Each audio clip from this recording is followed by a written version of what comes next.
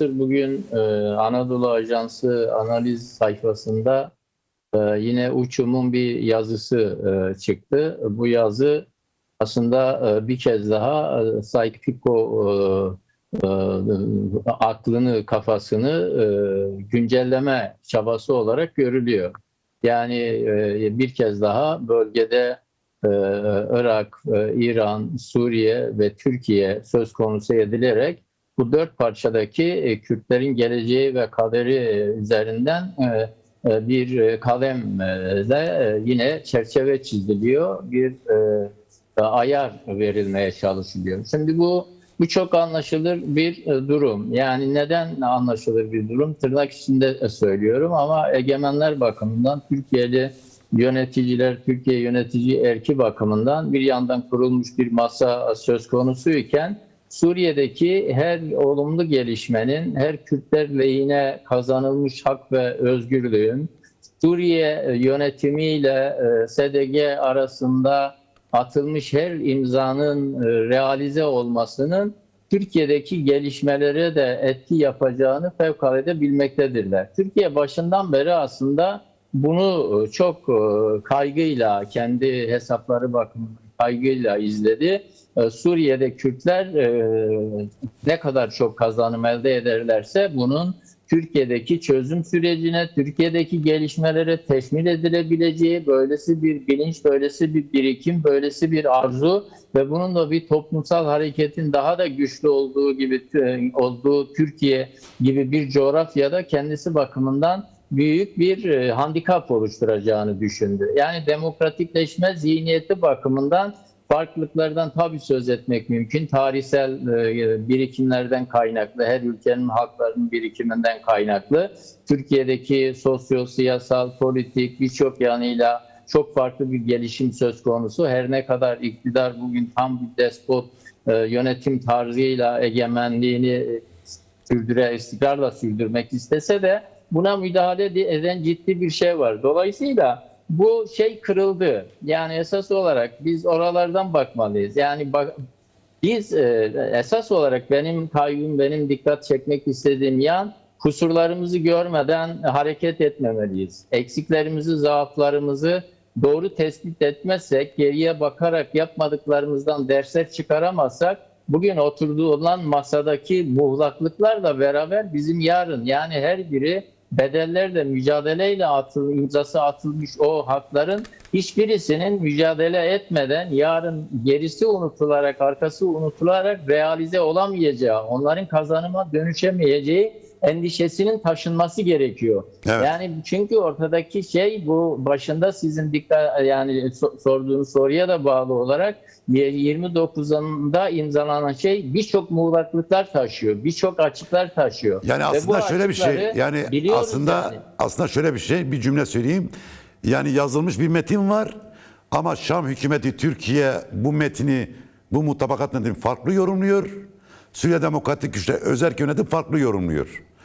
Yani muğlaklık aslında atılmış imza rağmen Şam hükümetinin bu metinde geçen bazı anlaşma hususlarını, örneğin Suriye Demokratik Güçlerinin 3 tümen ve bir tugay halinde varlığını sürdürmesi, işte asayiş güçlerinin eskiden olduğu gibi devam etmesi, işte eğitim dininin Kürtçe olması gibi başlıklar aslında Şam hükümeti tarafından sindirilmiş olmadığı için ve Ankara kabul etmediği için bu metin tabii böyle bir flulaştırmak istiyorlar.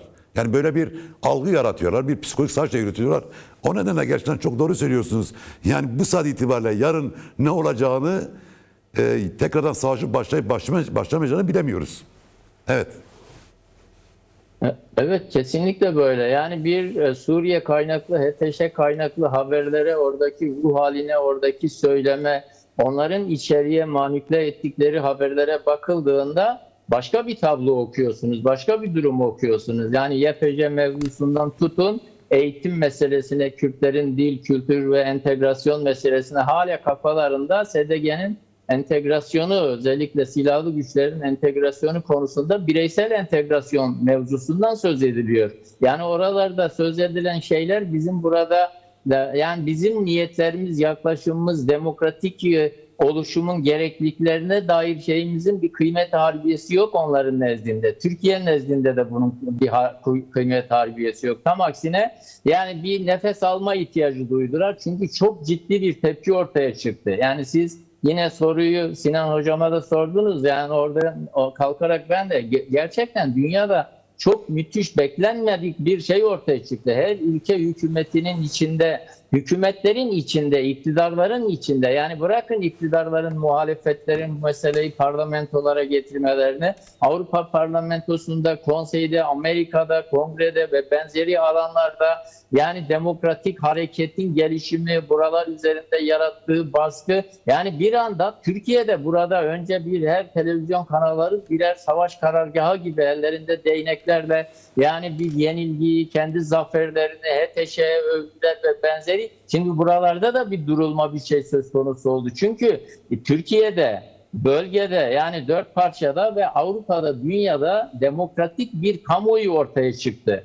Türklerin yalnız olmadıklarına dair ve bir de HTŞ mefhumu, HTŞ kavramı kafalarda IŞİD'le çok böyle eşleştirilerek, özdeşleştirilerek de değerlendirildi. Dolayısıyla ortaya çıkmış olan bu demokratik muhalefetin, demokratik desteğin, Kürtlerle dayanışmanın ve demokratikleşme doğrultusunda adım atılması konusunda bunlar bir masaya oturdular.